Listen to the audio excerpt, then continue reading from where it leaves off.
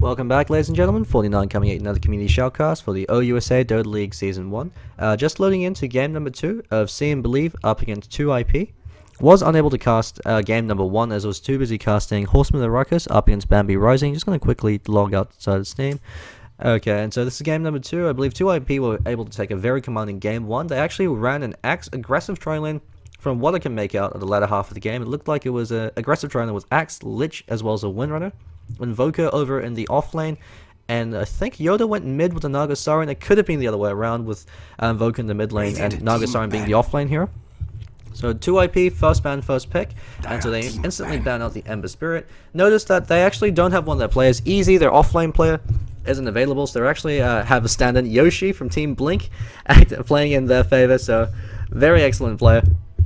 He was playing the Invoker the last game. I don't think I've ever seen Yoshi play Invoker. Every time I cast him when he's with Blink, he's always stuck playing the 4 or 5 position. So I guess it's nice for him to be able to break out of that mold. I'm sure he must be sick of supporting all the time. And so first ban coming up from SnB. Could be a respect ban, considering the state of the last game. So we could be seeing an Invoker ban coming out from them. As Yoshi went for the traditional Quas Wex build, was able to create a lot of space for his team utilizing the Tornado. Only did catch about the last 10 minutes of that game. But just based off what I could see, the Axe trilane was a remarkable success. He picked up Blink Dagger, Blade Mail, as well as the Aghanim Scepter. So his ult had a 6-second cooldown, was able to jump in, dunk people down. Lycanthrope, first ban coming out from SnB. Interesting considering the fact that they actually picked it up the last game, but I guess they don't want to have to deal with the Death Ball push coming out from the Lycanthrope. So while they're very happy to pick it up when they could, they don't want to have to give that away. However, keep in mind this actually does open up the draft. We actually have a disconnect coming out from their offlane player Jimmy Whispers. Oh, never mind, it's 2IP's Wolfkunt disconnected. He's a carry player for 2IP. I'm assuming he'll be reconnecting shortly. Slark ban coming out from 2IP. Very standard, incredibly strong hero.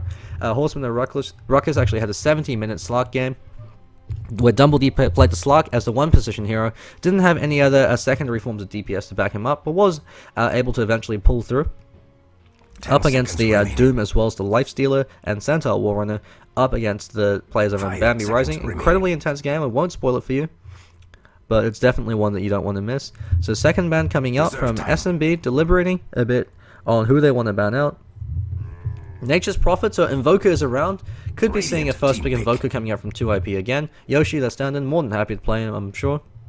Or it could even be Yoda picking him up, the mid player for 2IP as well as their captain. He's hanging around. The draft has been opened up, so Clockwork and Timbersaw. Also heroes are usually banned in the first phase of picking and banning. Still available. Incredibly powerful offlane heroes. We see the power of the Naga Siren in the last game as a counter to the Lycanthrope. As Naga Siren's Ensnare goes through BKB, holds Lycan in place for 5 seconds, so his Shapeshift, where it gives him unit walking, max movement speed, as well as an immunity to snares, doesn't really give him all too much. Outside of Shapeshift, where you can't use that to reposition himself away from ganks, Lycanthrope actually does go down fairly quickly if he is focus 5. And not only that, if the Lycanthrope picks up a BKB, Naga Siren can song, throw out the net, and then the entire team that Naga Siren's on can beat down the Lycanthrope, but the rest of his team is sleeping and unable to do anything. And so a Clockwork first pick coming out from 2IP. Very powerful offlane here. Due to the fact that he's got this 5-second cogs at level 1. Uses it to harass people 1v1, burn them out on HP. In 1v3 situations make it very difficult to gank him. Not too sure who will be playing the offlane this case. I believe the stand-in Yoshi will be, seeing as our Mule. And Thunder can't play the support heroes, and Wolfkunt plays the carry, with Yoda playing over in the mid. So it could be the stand-in Yoshi playing Clockwork. I don't think I've seen him play Clockwork. But I assume he must be pretty competent in them. He's played enough games to know how to have a decent feel for all of the heroes. So first and second pick coming out from See and Believe, deliberating, dipping into their reserve time. Not too sure about who they want to pick up. They do recognize the fact that Invoker hasn't been picked up yet. So they could go for a very early Invoker pickup, but that does leave the draft very open and very susceptible, as Invoker can easily be countered by heroes such as the Outworld Destroyer, who could steal away all his intelligence and outlast him in lane. He's also very vulnerable, just because he does need so much gold and EXP, so he does fall apart to rotational ganks. If he goes for the Quas Exort build, which 2IP can punish by picking up someone like a Templar Assassin, that forces Invoker to go Quas Exort in order to stay in lane, and that means that he has no defensive capability if he gets called out by a rotational gank. If he goes for Quas Wex, 2IP can pick up Templar Assassin, and Templar Assassin will completely chew through Invoker, as Invoker can't out CS a Templar with Refraction as well as Cyberblade to do that spill harass. So 2 IP, Yoda played an absolutely phenomenal Templar Assassin. The last time I saw him go head to head against an Invoker. So he's got that in the back of his mind. He might pick up as the 3rd or 4th pickup. Rubick picked up as their first support hero, and Mirana drafted by SnB. I believe the offlane player Jimmy Whispers will be playing Mirana. He's not too bad over in the Mirana. He does land a fair few of his errors. I believe the last time he cast, he chose to max out Starstorm, so he went for the conventional build. 3rd ban coming up from SnB. If you do hear that in the background, my flatmates are playing Monopoly. I figured I'd move over to a room to give them some space since they've been hearing me screaming for the entire night so far. They're getting real into their Monopoly game, so if you can't hear them screaming, I guess it's how they must feel whenever they hear me cast. And so 3rd ban coming out, dipping into the reserve time. Slark has been banned out as well as the Ember Spirit, so those are 2 incredibly strong, high impact, high mobility heroes. They know that the mid and the offlaner has been decided. Mirana is a bit more tricky since she can also function in the tri-lane. I believe the last time I saw SnB with the Mirana, they ran her in a tri-lane. But we'll see if they decide to shape up their draft. As one of the things I like to point out about SnB is that strategic decision making is a little bit flawed. They do tend to go for really unconventional picks that don't quite work out. They haven't quite mastered how to optimize their picks. And so that's one of their biggest drawbacks as a team. But I'd like to think that they're improving a lot. And the recent games, they definitely have shown significant signs of improvement. 10 seconds remaining. And so the Naga Siren banned out. Very powerful support hero, especially in conjunction with Mirana. And Snare is followed up with the Arrow, similar combination to the Bane Elemental, the Sleep into Arrow. Reserve time. Dipping into the reserve time for the 3rd ban. Hesitating a bit, they're not really too sure who they want to ban out. And since they know the offline and one of the support heroes has been picked up, they could choose to ban out Templar Assassin, which would be a significant pain in the ass for 2 IP, as then that limits the amount of heroes that they can choose to, that they can comfortably play, that can go toe-to-toe with the Invoker and win. They're also unaware of what build the Invoker is going, so Dream, their mid player and captain, could choose to go Quas Wex, or he could go Quas Exort. 2 completely different playstyles for Invoker. As Invoker going Quas Wex functions like a semi-carry, he needs a lot of EXP and gold before he really starts to pick off. Templar Assassin ban coming out. So immediately limiting one of Yoda's best heroes they could use to counteract the Invoker. It means Invoker's free to go for the Quas Wex build.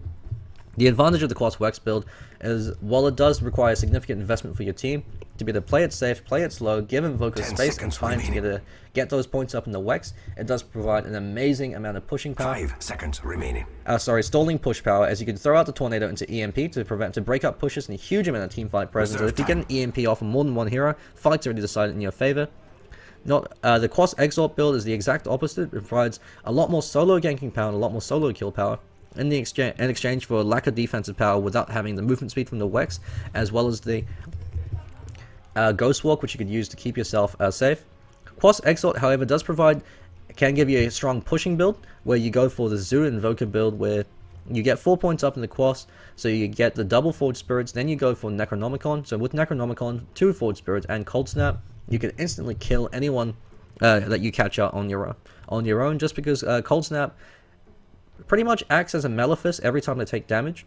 And so the more sources of damage you have, the more damage you could deal overall during the duration of the Cold Snap. The Forge Spirits also reduce armor. The Necronomicon minions do a hell of a lot of damage. Puck banned out from 2 IP, which is very strange considering the fact that they know the Invoker most likely will be going mid.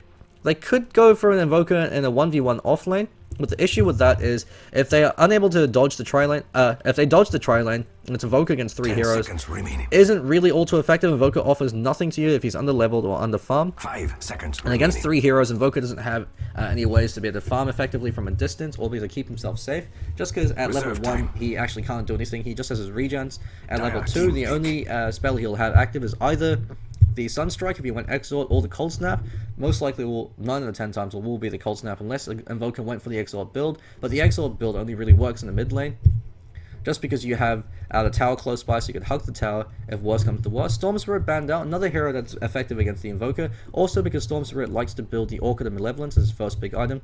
If he could get that before Invoker gets significantly farmed, he could zip zap in, silence the Invoker, burn him down during the silence duration, and then keep Invoker under farm, and forces Invoker to build a BKB, which he doesn't want to do, just because it draws away from his other big items, such as the Force Staff, such as the Sheep Stick, or even the Aghanim Scepter, depending on how confident the Invoker player is in his ability to be able to cast all the spells. Nyx Assassin is the 3rd pickup, so we could be seeing a tri-lane Mirana with an off-lane Nyx Assassin, or vice versa. Nyx Assassin does offer a lot of power in the tri-lane because of his Impale as well as Spike Carapace. However, the issue with Nyx Assassin as a tri-lane support hero is you do want to hit level 6 as fast as possible. You give yourself that presence with the Vendetta. And looks like 2IP have gone the other route. They've gone for the Viper. absolutely incredible 1v1 hero, especially with the buffs reducing the cooldown from poison attack. In earlier patches, Viper had to get 3 points up in poison attack before the cooldown decreased from 4 seconds, 3 seconds, 2 seconds, and then it dropped from 3 seconds, 2 seconds to 0 seconds. And so until you had a 0-second poison attack, you couldn't orb walk effectively. And so that forced you to commit those early skill points into poison attack. Remaining. Otherwise, you'd have a very long cooldown, so the skill would be pretty ineffective. Now with the recent shift, you only need 1 point up in poison attack to be able to orb walk, as it has 0 cooldown at all levels. So that the reason why it's significant is it means you can max out either the Nether-Toxin, which gives you a significant amount of killing power, especially against one hero, as they're forced to constantly take all these hits from you from the poison attack, or you could choose to max out Corrosive Skin, which makes you incredibly difficult to kill, especially with the recent patch change, making Corrosive Skin now proc on spell damage that you take as well. So if Invoker goes in for the Cold Snap, he's also hurting himself and slowing his attack speed with the Corrosive Skin. Corrosive Skin also provides a lot of survivability, and a mild dot damage, which can actually be quite significant. So SnB Believe actually dipping into almost all the reserve time. They're being thrown a bit by the Viper pickup. They go for Lich. Radiant team pick. Very strong hero, just because of the lane controlling power it gives you from Sacrifice, as well as how much damage Frostblast actually provides. However, the issue with this is Lich is completely food to Viper. If Viper catches him out of position, lands the Viper Strike, or even if he has enough points on the poison attack, he can just chase him down and burn him down. Just because Lich has no hard TC, he has the Frost Blast and the Chain Frost, but outside of that, he's got no stun abilities, nowhere to stop the Viper from attacking him. 10 seconds remaining. And if a Viper picks up a BKB, Lich does nothing against Viper, so he'll fall apart. Remaining.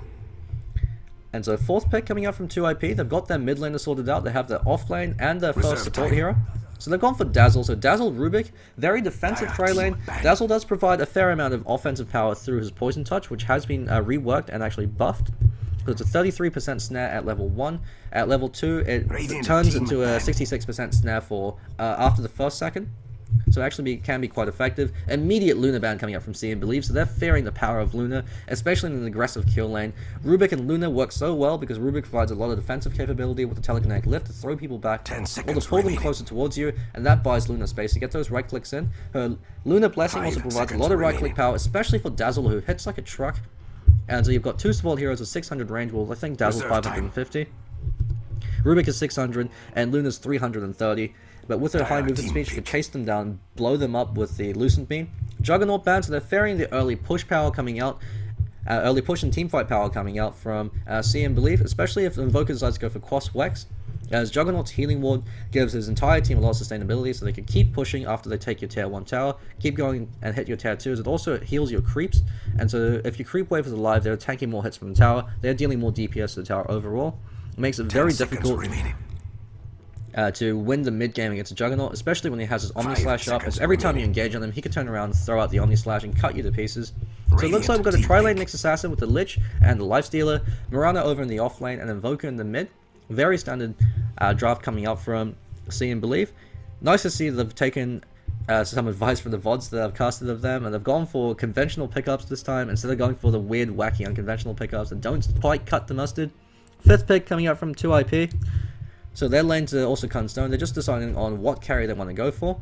So with the Rubick and the Dazzle, range carries would work out very well. So something like a Weaver could be a very effective pickup, especially to counteract the Lifestealer, as if they do decide to clash try-v-try, Lifestealer can't do anything to Weaver. And then they go for a lone Druid.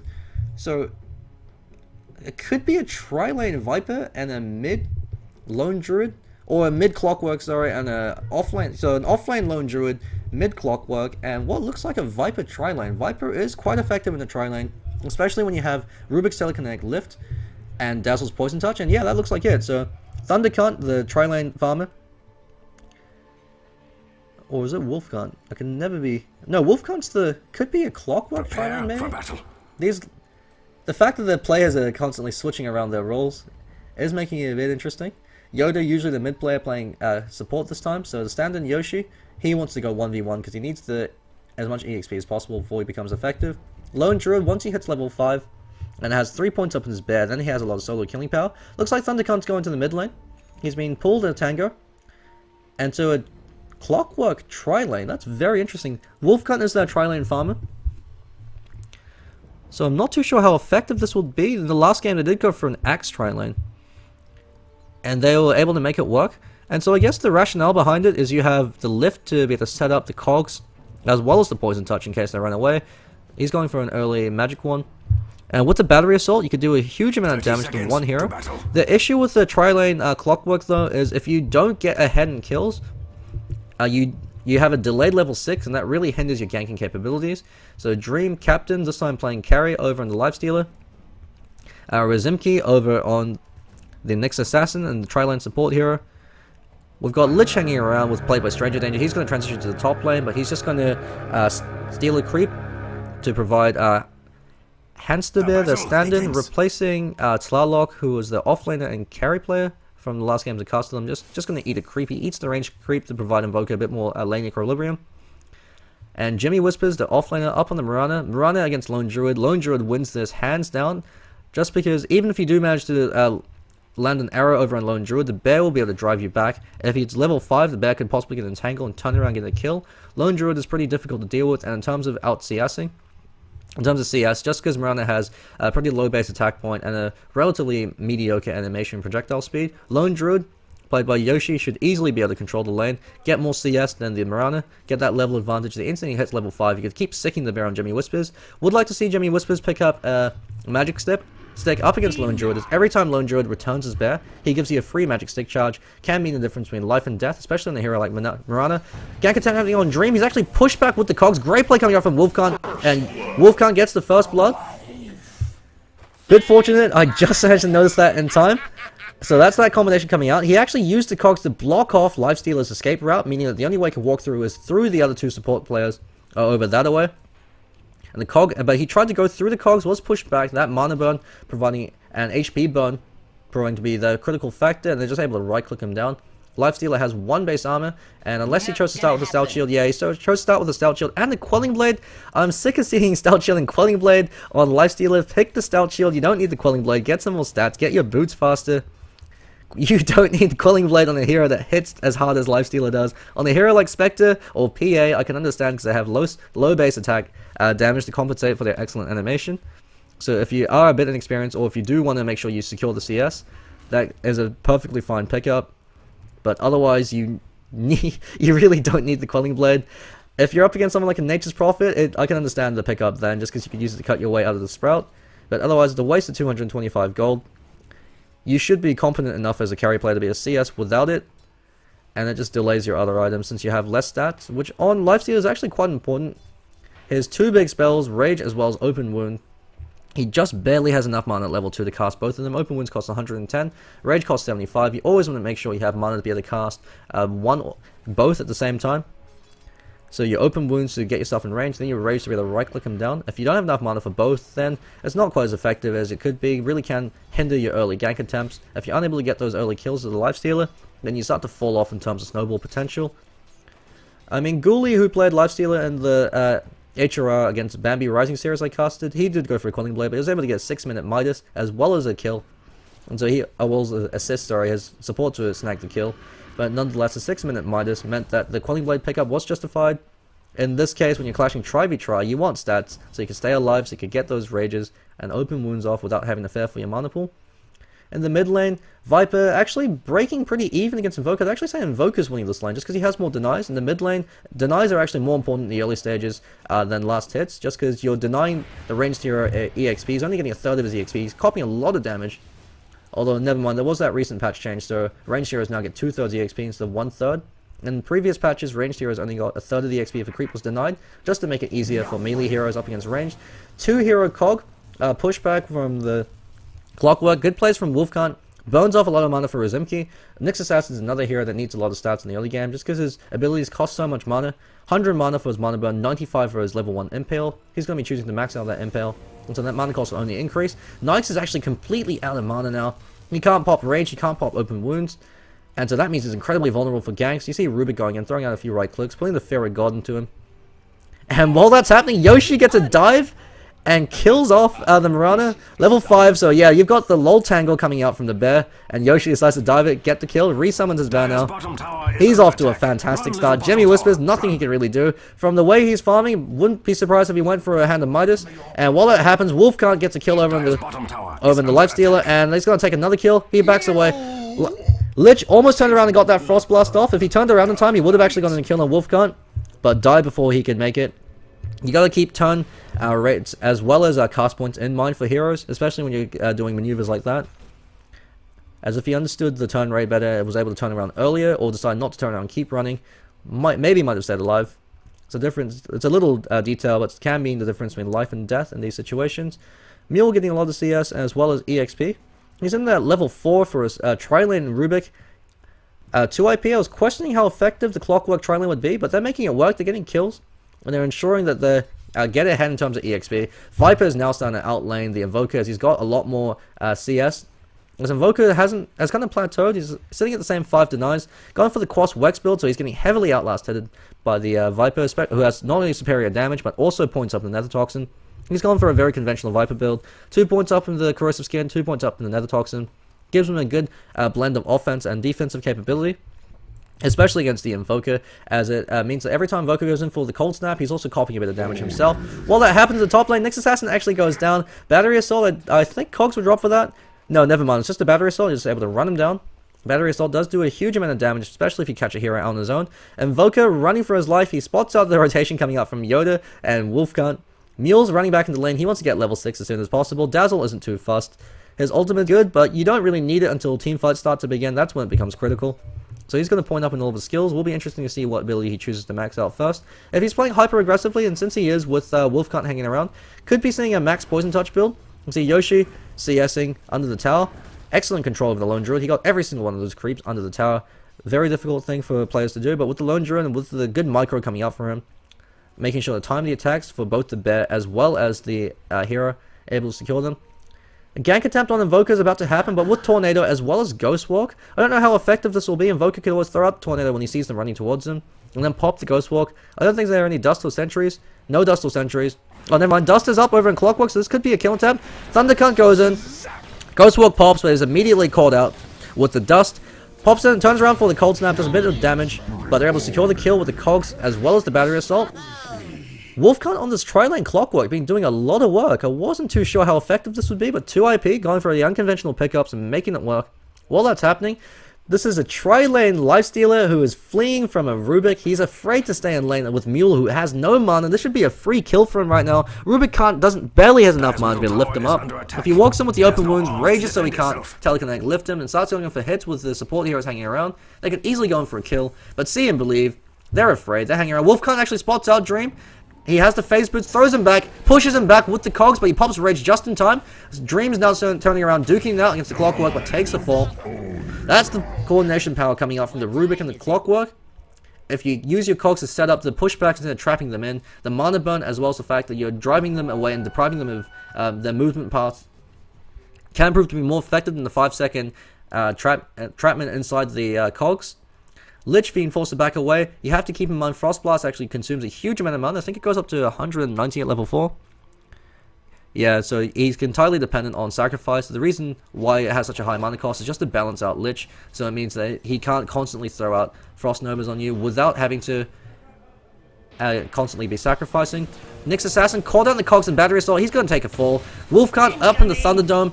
Razimki, he doesn't stand a prayer. While that happens, actually, Yoda gets a kill over on Dazzle. Looks like Cold Snap followed by a few right clicks.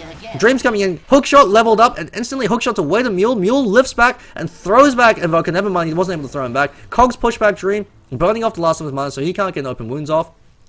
Invoker might be the chase down Mule if he has Cold Snap coming off cooldown, which it looks like he might be. Never mind, he actually hasn't got an invoked. He can invoke that right now. Illusion Room scares him off. And Rubick is level 7. He's able to steal a level 2 Frost Nova. Very powerful ability. Wolfkunt's hanging around. He was forced to blow his level 1 ultimate to keep himself safe, but he's more than happy with that. He's sitting at 5 for 0, so if he does feed a kill, that's a lot of gold going in favor to see him believe.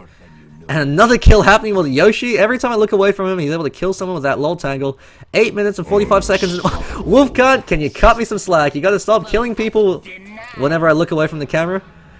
Excellent combination coming out. So lift into cogs and Battery Assault. So much DPS coming out. With the phase boots as well, Clockwork has a lot of chasing power.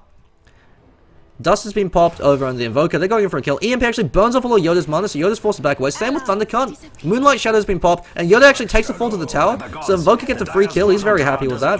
That's the power of the Quas Wex Invoker. EMP does so much work.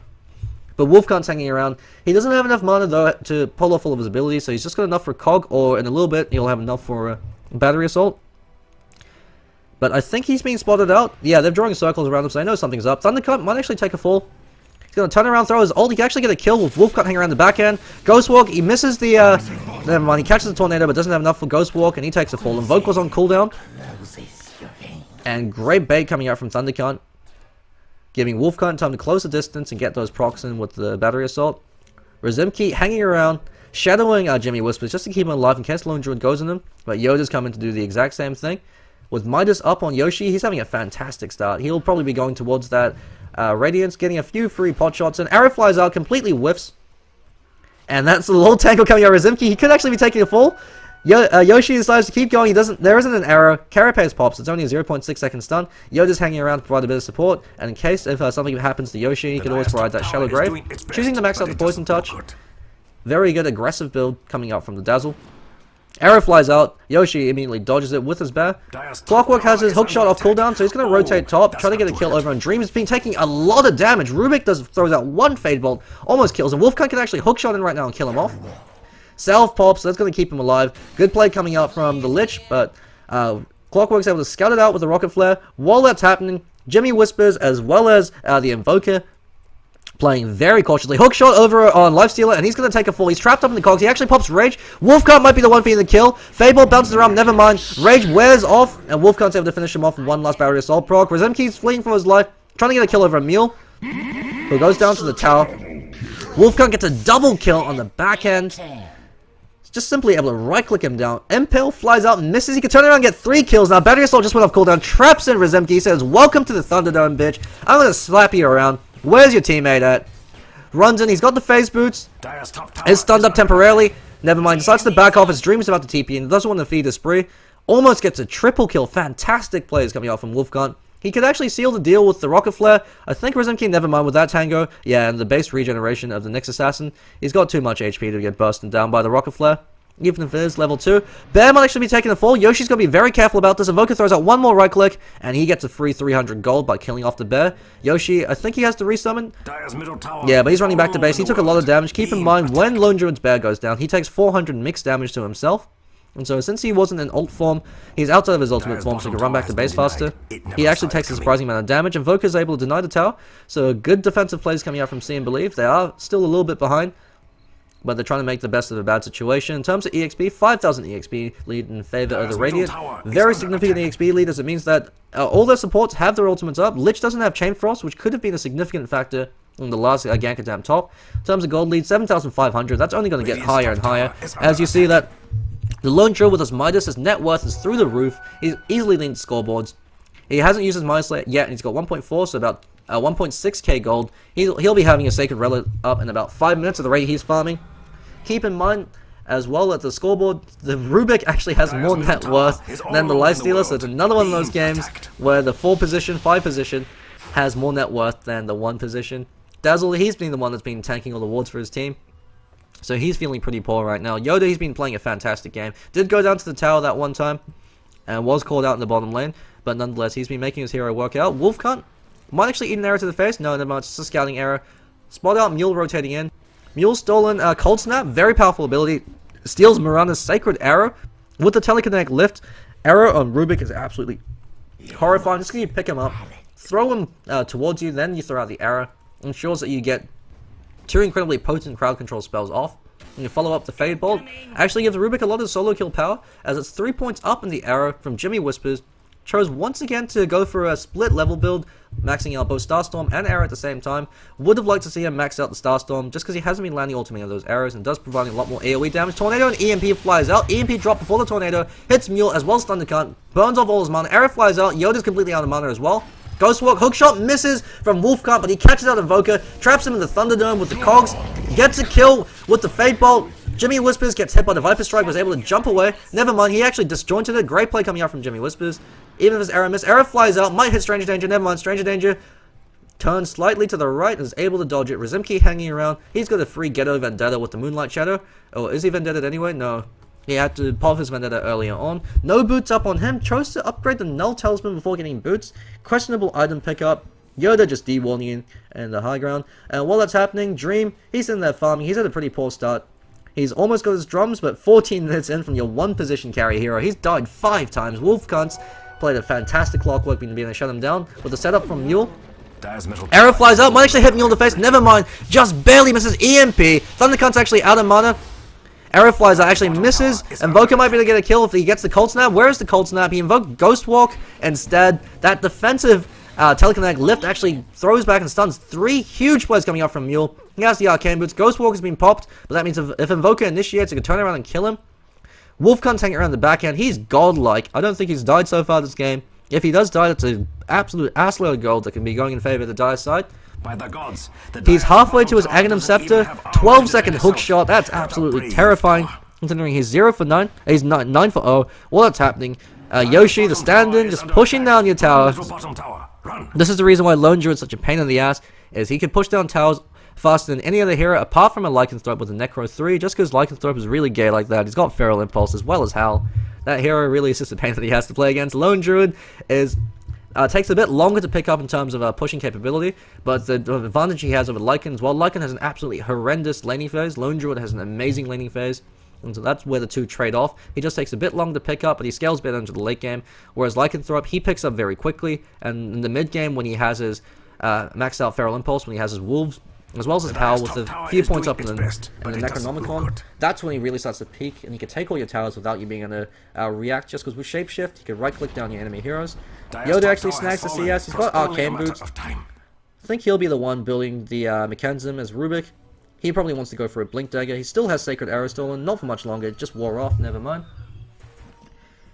Players over from See and Believe grouping up. Lich as well as the Invoker, they're going to start pressuring the bottom lane. But it's at full HP, so I don't think they're going to be able to take this without a fight.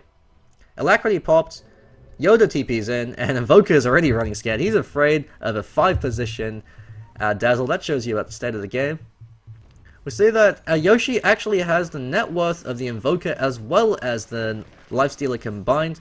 He's got enough for a Sacred Relic now, so he'll have that flying out to him. In about 2 minutes, he'll have his Radiance. So we're looking at an 18-minute Radiance coming out from Lone Druid. At that point, they can start grouping up, taking these fights, as well as split pushing and split farming. All Lone Druid has to do is send his bear over to a lane, and it'll immediately push itself. The Radiance damage will burn down the creep wave. The bear's too tanky to go down with a little bit of micro. And if he's good with his, Yoshi's good with his micro, he can always return the bear if it gets ganked. And seeing as how Yoshi plays heroes like Chen and Visage, I'd like to imagine he's pretty competent with his micro. Plus, you have to keep in mind he's Korean, so you've got that racial passive coming in. That 250 APM. That's the Sacred Relic picked up on the hero instead of the bear. I guess he must be hiding it, so since the enemy team will most likely be clicking on the bear to check for Radiance, so they do decide to go for it. And so they do click on the bear, they tend to forego the hero. And so that means he's able to hide his Radiance. The enemy team has no idea how close he is to finishing his Radiance, or how much gold he has. Mind Game's coming out from Yoshi. The drawback to this is it does significantly hinder the Spirit Bear's push. With a Sacred Relic, he could probably 4-shot that tower, 4 or 5-shot that tower, as he has that Demolish passive. Thundercunt hanging around. He might get caught up with a Vendetta gank. Actually, Mule is able to steal a spell. Arrow flies out, might hit Mule in the face, never mind, misses but provides reconnaissance. He steals Arrow once again, throws out the arrow, hits Invoker in the face. Dust has prematurely been popped. Wolfkunt comes in from the back end, isolates the Invoker. Shallow Grave popped on Mule, keeping it alive. Weaver's also been popped. Yoshi comes in with his bear. Wolfkunt kills off Invoker in the back end, completely splitting him from the fight. Frost Blast flies out from the Lich. Throws out Chain Frost. It's actually a pretty good Chain Frost. Creep Wave is nowhere around with that. Impale catches out 2. Lucky bounce over to Yoshi, but Yoda takes a fall. Thundercunt backs in. I think he's the one with the mechanism. Eats a mana burn to the face. He still has his ultimate, so keep in mind he can use that. Rizimki runs in, but he's got very low armor. He's going to take a fall with a bear. One more right click. Rubick kills him with the Fade Bolt. And that looks like a free tattoo tower. They trade it for 1 kill in the 5 position. While that's happening, Lifestealer, Dream, who you'd like to see clashing in these early engagements, just sitting there, passively farming. He still needs his Umla Medigian. He chose to max out Feast after Rage. Don't do this at home. Open Wounds is the reason why you play Lifestealer, as well as Rage. Feast, you can max that last, and it will still provide just as much benefit as it did in the early stages of the game. If you have level 1 open wounds, it's 200 range. You're not going to be able to get an open wounds off without running forward unless your teammate set it up for you. And that significantly hinders the amount of times you're going to hit an enemy hero. You're only going to be hitting them 3, 4, maybe even 5 times. They could just kite you around. And a kited Naix is a useless Naix. If you're not hitting someone, you're not playing your hero right. He's building towards that armlet, but with his terrible start, won't be able to pick it up for the next few minutes. Blink Dagger up on Rubick. So you have that blink initiation to pick off any of the heroes over on the Dire side, as well as the fact that he could always hang back, wait for Lich to throw out his Chain Frost, blink in, steal the Chain Frost, and return it right back to him. 19 minutes in, Yoshi picked up his Radiance. Aghanim Scepter also picked up on Wolfkunt. The Radiant side have reached that point of critical mass where they could easily win the next team fight. They choose to engage in, or even gank attempts. It's a 12-second hookshot, it's nothing to sneeze at. It means he could, if he catches you out on your own, hookshot in, get the cogs, kill you off with the battery assault, and then hookshot to safety. Or if his teammates are there to follow him up. If he catches out Lich, for instance, Lich will be dead in 4 seconds max. 600 HP, 75 damage per battery assault. Throw in the right clicks as well as the 250, or was it 350? Yeah, 200 damage coming out from the hookshot. Lich won't be alive for all too long if he gets caught in with the Clockwork, and that means that you don't have a Chain Frost in these fights. If he isolates the Invoker, completely hinders his team fight potential, as Invoker won't be able to create space for the rest of his team. 4-staff picked up by Viper. Very unconventional build coming out from Thundercunt. Usually you see Vipers rush towards the Aghanim Scepter, so I guess in this case you want to provide more of that mid-game presence. 4-staff is an incredibly handy item. Wolfkunt catches out Rizimki. He pops the dust, and he's going to get a free kill. Gets killed by the cog pushback. Invoker's called out. Lifted, and he's going to take a fall with Yoshi coming in for the one more right click with the bear. Phase boots up on the bear. Did he just transfer his own boots over? Never mind. And that's a free tag to a tower. Radiance bear with phase boots. The bear hits too goddamn hard. The tower can't stand up against it. Wolfkunt goes in for another hook shot. Catches him out. He's got a double damage rune. And he gets a free kill on the Mirana. He hasn't died at all this entire game, playing out of his mind. He's the hero Gotham deserves. With his hook shot, he's like Batman. He zips in, punches you in the face, and then runs back to home. Lifestealer, Dream hasn't contributed anything at all in the entire game. He's actually contributed negatively to his team by losing the trilane, by not getting any points up in his open wounds to help out his allies with the snare. And he still doesn't have his Armlet Mendigian. He's given away all too much. He can't stand toe-to-toe against Clockwork, or against the Viper, or even the Lone Druid. Usually, Lifestealer is a pretty good counterpick to the Lone Druid, just because you hit the bear and the feast ensures that Lifestealer actually regenerates a hell of a lot of HP. That's one of the reasons why before Open Wounds was nerfed, Lifestealer used to be picked up as an offlane hero to go 1v1 up against Lone Druid. With the recent patch changes over, and I think it was 6.78 and 6.79, where Open Wounds was nerfed, really hindered Lifestealer's ability to offlane, turned him into a trilane or nothing hero, which is fair considering the fact that the hero was way too strong before, he was way too versatile, and that's one of the things that Ice Frog likes to balance out, especially for carry heroes. So Mirana could be seeing a ban in the next patch, just because she does offer so much to the team. Yoda actually runs forward, tanks an arrow to the face. He's EMP'd up. He's going to take a fall to Starstorm. Good arrow coming out from Jimmy. Whispers actually, Chain Frost bounces it around. Good blink coming out from Rubick. Wolfkunt comes in, catches out the Invoker, immediately splits the fight with the cogs. Radiance Burn from the bear is going to kill Stranger Danger, as well as Jimmy Whispers. Hasted Wolfkunt runs in. He's going for another kill over on Dream. He cogs him up and with the bear. Never mind, cogs on cooldown. Is actually, he might be a bit too far, but he has his ultimate off cooldown in a few more seconds, so he can always use that to jump on out.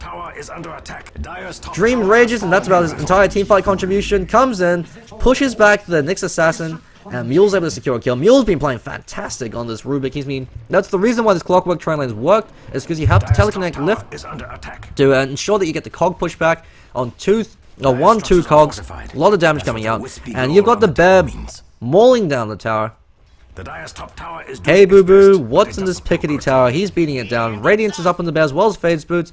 Probably could be seeing something like an Assault Cuirass coming up from Yoshi next, just to increase the amount of survivability from the bear, as well as the pushing capability.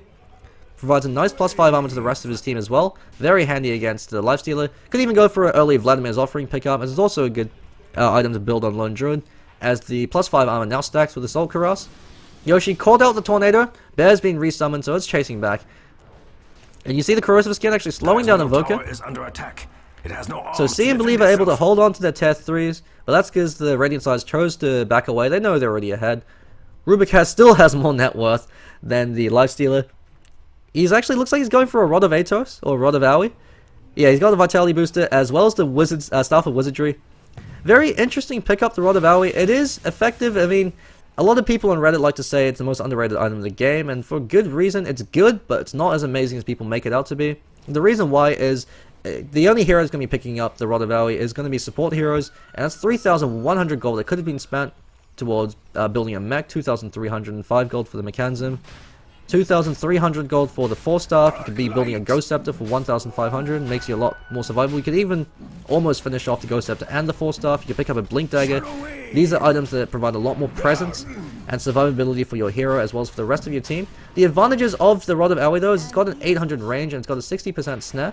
And so if you catch a hero by surprise, you actually can snare them, help set up kills. Wolfkunt catches out the Invoker, he instantly takes a fall. He does get a great EMP, burning off all of Wolfkunt, Thunderkunt, and Yoda's mana. But without the team, the rest of his team that follow up on the EMP mana burn, not too much you can do.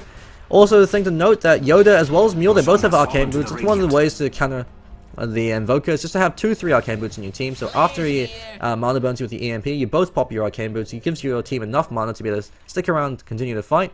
Chain Frost stolen by Rubick, thrown around the last fight. Heaven's Hellbird picked up by Wolfkunt. He's now a much better right clicker and DPSer than Dream over on the Lifestealer. How often do you see that happen? He's finally finished his Armler Medigian, but he hasn't really been able to contribute anything at all.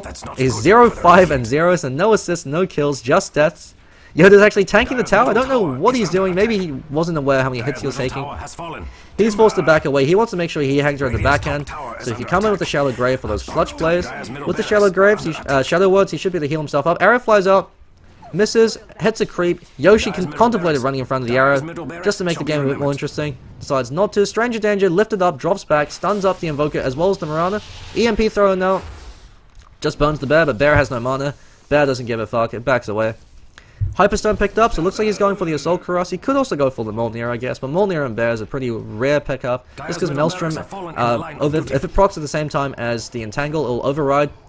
Rubick's Chain Frost is about to wear off, so he throws it out. Only gets 1 bounce. Splits the fight. The Stranger Danger gets a great Chain Frost. Catches out 2. Catches out 3, but he's going to take a fall. Wolfkunt. Thunderkunt might actually take a fall. Yeah, he drops, but he has Aegis the Immortal, so he doesn't give a damn. Mule says, I'm out of here. He TP's out. Wolfkunt provides covering fire with that 12-second hookshot. Goes in. He's going to get a kill over Invoker. Duking up with Jimmy Whispers. Shallow Grave casts a bit too early. Dream takes a fall to Yoshi and just bites him down. He says, you killed my bear, but I'm back for revenge. Rezemki gets a kill. Thunderkunt tanks an arrow to the face. Jimmy Whispers considers going in, then backs away. GG's called 26 minutes and 35 seconds in. And the boys from 2IP take a commanding Game 2 victory. Up against the Unbeliever, who only have 5 kills. And so I think that's it for tonight. I'll double check to see if there are any other games on. But for now, I think that's it. So that's 49. I should be done for tonight. I'll be posting the rest of the VODs up tomorrow morning. And I think Friday and Saturday there's a bunch of games happening then. So stay tuned for more Dota 2 for the ODL Group 1 and Group 2 playoffs.